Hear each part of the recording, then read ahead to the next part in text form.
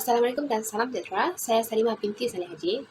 Dengan merujuk Kamus Dewan, kami memilih soalan 3, iaitu membincangkan konsep masa dalam bahasa Melayu.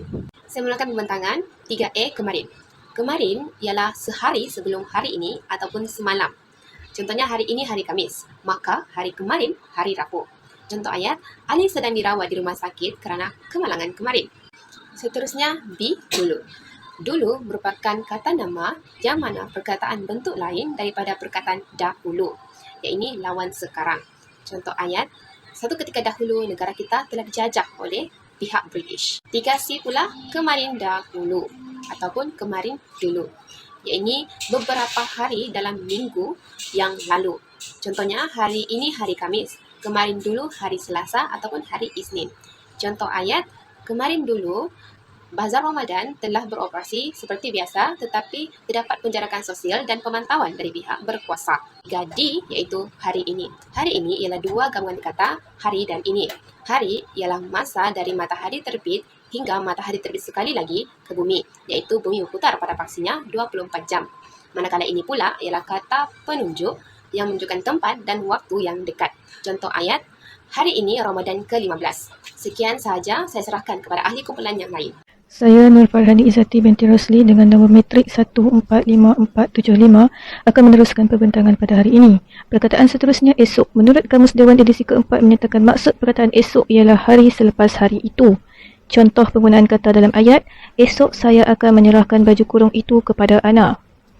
Perkataan tulat dalam Kamus Dewan edisi keempat bermaksud hari selepas lusa, iaitu 3 hari selepas hari ini. Contoh penggunaan kata dalam ayat, Aiman kini berada di Australia. Tulat dia akan pulang ke tanah air. Seterusnya, perkataan lusa dalam Kamus Dewan edisi keempat merujuk kepada hari kesudahan esok. Contoh penggunaan kata dalam ayat, lusa akan diadakan sesi ramah mesra dengan Perdana Menteri di Dewan Mawar. Bagi perkataan tungging dalam Kamus Dewan edisi keempat merujuk kepada hari ketiga sesudah esok. Contoh penggunaan kata dalam ayat, tungging, saya ingin kamu semua datang ke sekolah bagi menjayakan aktiviti gotong royong tersebut, kata Cikgu Alia kepada muridnya. Assalamualaikum warahmatullahi wabarakatuh dan salam sejahtera. Nama saya Nurul Akila binti Marzuki bernombor metrik 152290. Saya akan melanjutkan lagi perbincangan ini dengan menerangkan 4 lagi kata dan ayat yang mengandungi konsep masa dalam bahasa Melayu. Kata pertama yang saya akan terangkan adalah minggu. Minggu ini membawa maksud hari. Hari minggu iaitu hari Ahad. Minggu juga membawa maksud 7 hari. Contoh ayat yang menggunakan perkataan minggu adalah, pada minggu hadapan kami akan pulang ke kampung.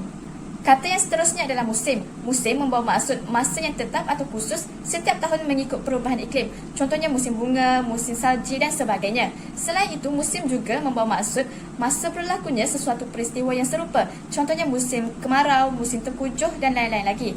Contoh ayat yang menggunakan perkataan musim ialah, masyarakat perlulah membuat persiapan awal sekiranya musim tengkujuh melanda kawasan mereka. Kata yang selanjutnya adalah semalam. Semalam membawa maksud satu malam, sepanjang malam, hari masih belum hari ini iaitu kemarin, malam sebelum malam ini iaitu malam tadi.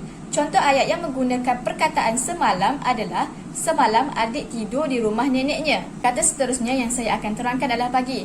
Pagi membawa maksud waktu sebelum matahari terbit iaitu kira-kira pukul 6 sehingga pukul 10. Contoh ayat yang menggunakan perkataan pagi adalah, Pak Kasim sentiasa melakukan senaman pada waktu pagi. Sekian sahaja perbincangan daripada saya dan perbincangan ini akan dituliskan oleh ahli kumpulan saya yang seterusnya. Assalamualaikum, saya Wan Nuliana binti Wasman bernombor kad metrik 151101 akan menyambung perbincangan ini. Menurut Kamus Dewan, perkataan subuh bermaksud waktu terbit fajar hingga terbit matahari atau waktu sesudah waktu subuh, iaitu pada pukul 7 hingga 7.30 pagi. Contoh ayat, Chan menjadikan amalan bangun awal pagi sebelum waktu subuh sebagai rutin hariannya agar dia tidak terlewat untuk pergi ke tempat kerja. Perkataan petang bermaksud waktu selepas waktu tengah hari, iaitu bermula daripada matahari turun hingga matahari masuk.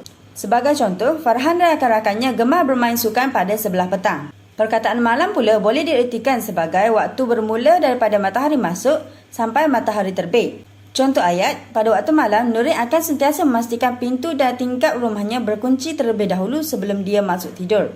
Akhir sekali, perkataan tengah malam merujuk kepada waktu lebih kurang pukul 12 malam. Sebagai contoh, Sarah sering kali berjaga hingga tengah malam untuk menyiapkan tugasan yang diberikan oleh pensyarahnya. Setakat itu sahaja perbincangan daripada kumpulan kami tentang kata dan ayat yang mengandungi konsep masa. Sekian, terima kasih.